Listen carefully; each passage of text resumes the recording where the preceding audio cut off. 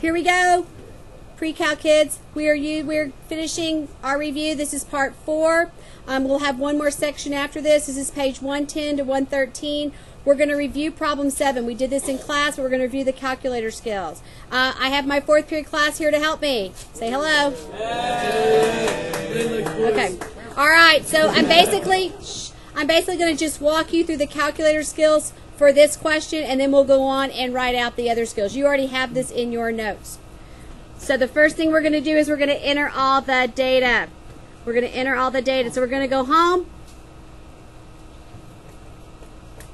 I'll just go ahead and make a whole screen of this. We're going to go home, and we're going to open a new document, and we're going to add a list and spreadsheet. We're going to go and we're going to label our spreadsheet columns. The first one we're going to label X. The second column we're going to label Y. And then we're going to enter all our data. So I'm going to push pause while I enter all my data so that it doesn't take up so much time in the video, but you would need to enter your data as well, and they'll be right back to you. All right, so now we've entered all our data into our calculator. We're going to go ahead and open up a new page and see what all our data looks like. So to do that, we're going to hit Control and Document, and that'll open up a new page. And now we want to see all that data and statistics that we just entered, and we'll click Data and Statistics. There will be our little, all our little dots kind of thrown up there. They'll all look different depending on your calculator. They're not all going to look the same until we start identifying them. So we're going to go down to the bottom, and we're going to hover down here, and we're going to find the X values, which will be our X-axis, and all of our little dots magically fall to the bottom. And then we go over to the Y side where our Y-axis would be, and we want to make this our Y-axis, and all of our dots will line up like they're supposed to. So that would give us our scatter plot. We want to go back to the first page and find our equation. So we'll go back to page 1, and we want to find our equation. So you really want to be somewhere away from your data when you do this so you don't accidentally mess up the data. We want to go to our menu, and we want to go to Statistics, and we want to go to Stat Calculations, and we want Linear Regression, the first one, MX plus B. When we do that, it's going to ask us to identify our list. Since we called our list X and Y, it makes it pretty easy. If you call them something else, you're going to have to type in something else. So we'll have X, then for list Y, we called it Y, and after that, you can just simply tab down till you get to OK. That's all we need to do for this part. Once we get to OK, we'll click OK, and there will be our equation. If you can't see your equation, it's because it's scrolled down. You need to scroll up to find it. Make sure you see that the equation that you used was the mx plus b. This will be your slope, this will be your b, and this will be your r squared. We don't care about r squared. That's something you would use in statistics, but you might want to know what happened with r. R is your correlation coefficient. It was a positive slope, and it was a strong correlation, close to 1.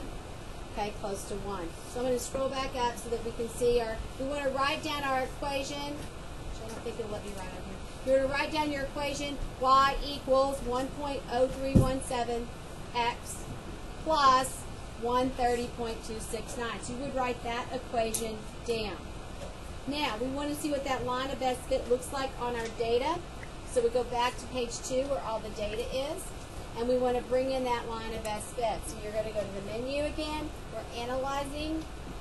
We want to analyze our regression. We want to show that line we just found the equation of, and that's what it would look like on our graph. You would use the equation that you wrote down to make any predictions about the future that the question might have for you. And that's what we would do for linear regression.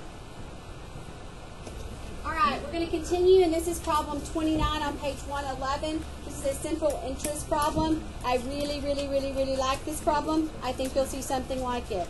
This says the simple interest on an investment is directly proportional.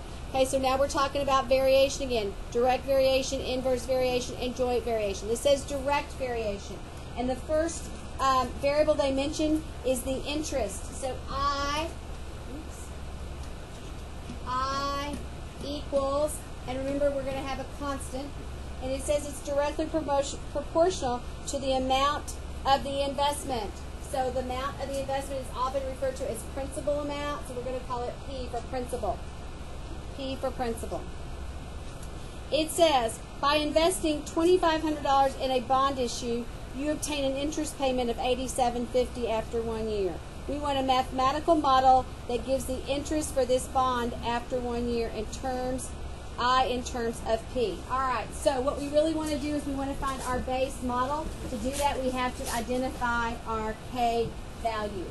It tells us that the interest earned on a $2,500 investment. So our principal amount that we invest is $2,500. That's the amount of money you put into the account. The interest you earned on that account was $87.50. We're just plugging in interest for interest, principal amount for principal amount. Once we do that, we're going to find the value of K. So to solve for K, you divide by 2,500 on both sides. This becomes 1, so it goes away. When I take $87.50 and I divide by 2,500, I'm going to get approximately 0.035. That's my constant now. So to write the equation I want, all I'm going to do is I'm going to come and I'm going to put this in for the K to write my equation. So my equation I want is I equals 0.035P. And then I could use that for any principal amount and find the interest. If I knew the principal amount, what the interest would be, or if I happen to know what the interest was, I would be able to find what the initial principal amount was. Okay, that's one of our variation problems. Now we're going to skip over to problem number 55 through 61. So problem 55. Okay, these problems are pretty straightforward. They're just giving you a statement and you are writing out the equation. For number 55, it says A varies directly as R squared. A varies directly as R squared, and it tells us A is 9 pi when R is 3. So A varies directly as R squared. So A varies directly is going to be like the line, R squared. So that's the first thing we're going to write down. And then we're going to plug in what we know. It says that the area is 9 pi. We're going to look for the K value. We're going to look to find the K value. And it says R, the radius is 3. Root of 3 squared. So 3 squared is really 9. We would divide by 9. Divide by 9. This becomes 1. This goes out. And K is equal to pi. Our constant is pi. We're going to plug it in and write our equation. So we're going to write A equals pi R squared. That should be like a familiar formula. The area of a say it. Circle. Circle. Very good. All right. Let's move on to 57.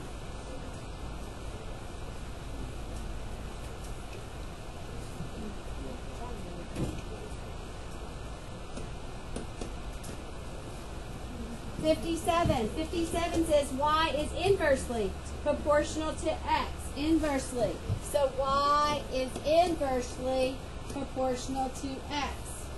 So it's going to be y equals k over x. And that's when y is 7 and x is 4. So y is 7, x is 4. So all of a sudden, what do we do this time? We're not going to divide, we're going to multiply. So when we do, we have k equals 28. And now all of a sudden, we're just going to go back and plug 28 in for k and say y equals 28 over x. And that would be our equation of variation. Let's look at 59. 59 says f is jointly proportional to r and the third power of s. And the third power of s. So jointly means it's like direct variation, but more things join in the party. So it says f. So f equals k. And it's jointly proportional with r and the third power of s. So s cubed. That would be our base equation. Then we're going to plug in the information they gave us. They tell us in 59 that the force is 4,158. 4158. We're going to solve for k here in a minute. They tell us that the r is 11 and the s is 3. but that'll be cubed. 3 cubed is the same as 27. It's 3 times 3 is 9 times 3 is 27. So I get 4158 equals K. I have 11 times 27, which is 297. I'll divide by 297 to solve for K on both sides. And my K value then will be a 14. Came out really nice. So I'm going to take 14 and I'm going to go plug it in for K. So the equation I want will be F equals 14 RS cubed, and that would be the equation that I'm looking for. All right, we're going to be on to 61, and then one more after that for this part. And we'll have one final part of our review, part 5, and I'll just be right here waiting for you to come back for that. All right, problem 61. 61 says Z varies directly as the square of X and inversely. So there's two things happening on. We know Z varies directly as the square of X. That's the first part we're going to do. Z equals K directly with the square of X, so X squared. Then it says and, the word and, so something else is happening. Inversely. Inversely means it's going to go underneath K as Y.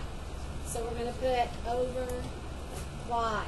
So that's what our base equation looks like, and then we're going again to substitute things in. So this is going to tell us that Z is 6. We're looking for K. It's going to tell us that X is 6 as well. And we're going to square that. And it's going to tell us that Y is 4. Y is 4. 6 squared, of course, is 36. 4 into 36, that whole thing will be 9.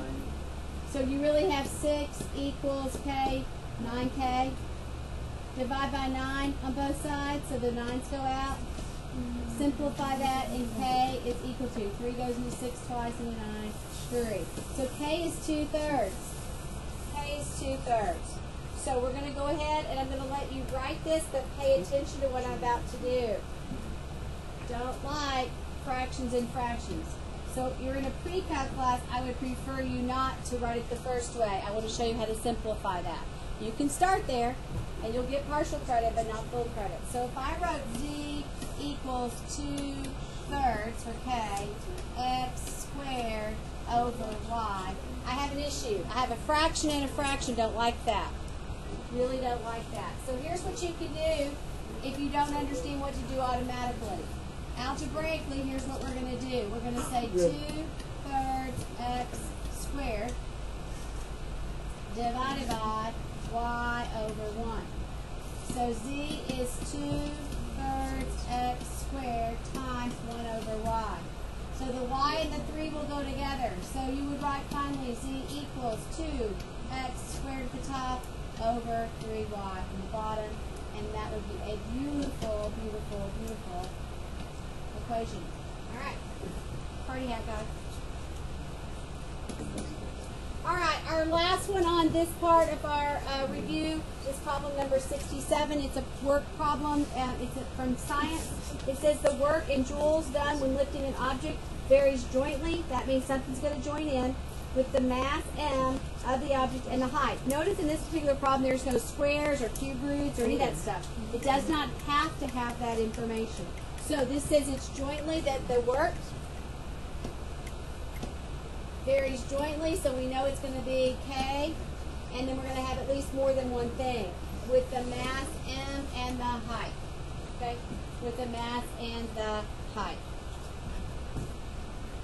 All right, of that object.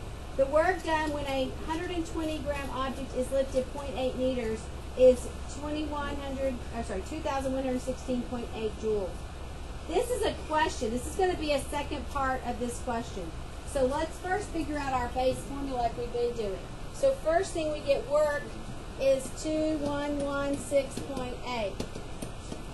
We're told that the mass is 120 and the height is 1.8. when I multiply these together and then divide them away. So I'll end up dividing by 120 times 1.8. When I do that, this will be gone and I'll solve for k. When we do that, our k value is going to be 9.8.